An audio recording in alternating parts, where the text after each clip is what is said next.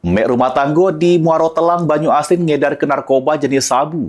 Polisi yang mencium peredaran narkoba tersebut berhasil menangkapnya beserta barang bukti 37,30 gram sabu yang disimpan jero kotak makan. Sini kamu. Sini. Kak Tony. Kak Tony. Sini. Ada makanan anak aku. Mek rumah tangga berinisial RS, 46 tahun, warga desa Upang Jaya, Muaro Telang, Banyuasin ini tak berkutik pas digerebek Satres Narkoba Polres Banyuasin. Polisi langsung melakukan penggeledahan sehingga dapat ke barang bukti sabu seberat 37,30 gram yang disimpan jero kotak nasi. Di hadapan polisi, tersangka pun tak bisa ngelak lagi.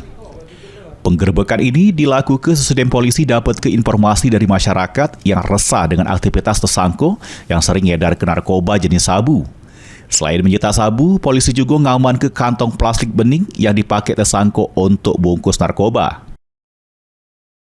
Satres Narkoba Polres Banyuasin berhasil mengamankan satu orang ibu rumah tangga yang mana dari tangan tersangka berhasil diamankan narkotika jenis sabu-sabu seberat 37,30 gram yang mana narkotika jenis sabu itu disimpan di kotak makan anaknya yang saat ini tersangka dan barang bukti sudah diamankan dan dilakukan pemeriksaan serta pengembangan lebih lanjut.